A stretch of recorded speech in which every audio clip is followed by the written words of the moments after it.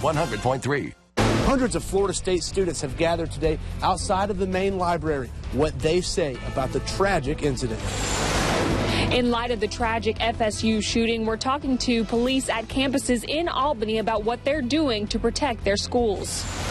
There's always going to be people out there that's looking to steal that information. Evolving technology means new challenges when trying to prevent identity theft, how you can make sure you're protected.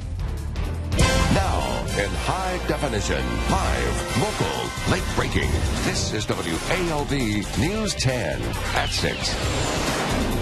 This is cell phone video taken inside Strozier Library on the Florida State University campus right after a gunman shot 3 people. You can see a man right there, apparently one of the shooting victims, lying on the floor clutching his leg.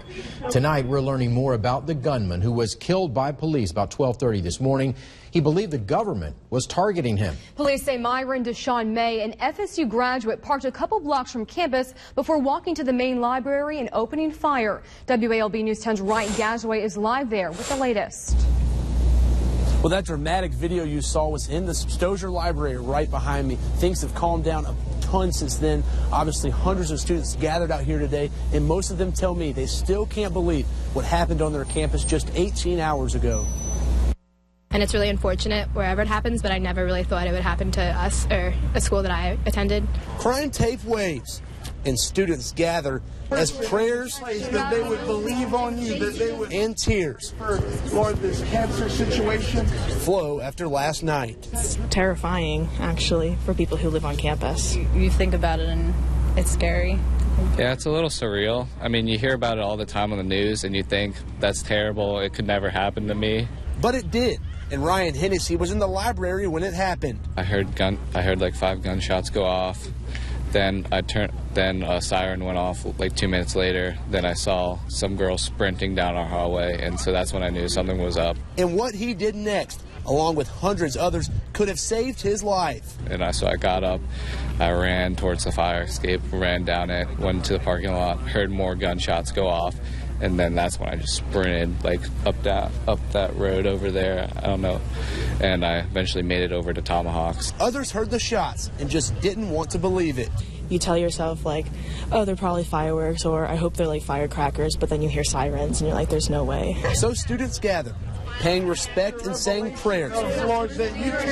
Just thankful the only person killed was the one who came to do the killing. Now, police say they actually had an active shooter drill just 13 days ago, so they were well prepared. They were on scene within 2 minutes where they shot Myron May. They have not confirmed whether or not Mr. May shot at police officers first or shot before he was killed, although they did say around 30 shots rang out in this library and this courtyard just right behind me. Florida State students are obviously happy that this was not much worse. The 3 victims who were actually shot, 2 of them remain in the hospital recovering from their injuries. A third was sent home after being treated here at the library. Live in Tallahassee, Ryan Gazaway, WALB News 10. An Albany couple whose son attends Florida State learned about that shooting this morning. Chris Micas on the left in this picture is a junior pre-med major at FSU. Her other son, Nick, attends Tallahassee Community College. Both were home safe during the shooting, but like all parents, Janice Micas says she was initially worried about her son's safety. It's scary, but I mean, it's unfortunately the way it is everywhere in the world. The U.S. is still going to be a lot safer, I think, than other countries. And Chris Micas received the Florida State student alert on his phone this morning telling him to take shelter. Janice says she's now signing up to receive those alerts so she can be better informed. Campuses across southwest Georgia are training more and more to handle shooter situations like the tragedy that unfolded at FSU. WALB News 10's Christine Brown spoke to some campus police about their efforts to keep their schools safe. Students and staff never expect it could happen at their own school, but in seconds, at any hour, a shooter can enter a college or university campus. That's why campus police at schools throughout southwest Georgia are doing everything they can to prevent that kind of threat. Don't be complacent. Just because things are going good now, you have to always think safety. Schools like Albany State University, Darton State, and Albany Tech train monthly. Active shooter drills are held on campuses at least once a year, and officers are often sent to drills and training throughout the state. They're trained to respond to the shooter before state, city, and county authorities even arrive. Anything they can do to prevent any number of victims or casualties. Can't wait for a SWAT team. It takes about 45 minutes to an hour. The way we train now, we got to go engage the active shooter. Procedures are also in place to alert the students, staff, and parents on and off campus of a lockdown to hide and to stay quiet. Alerts can be sent by phone, over the school intercom, and by email. We have the capabilities here to send out whatever message we need to send. And we also have an outdoor warning siren that we can program different messages into. Definitely very comforting to know that they have procedures in place and they know what to do.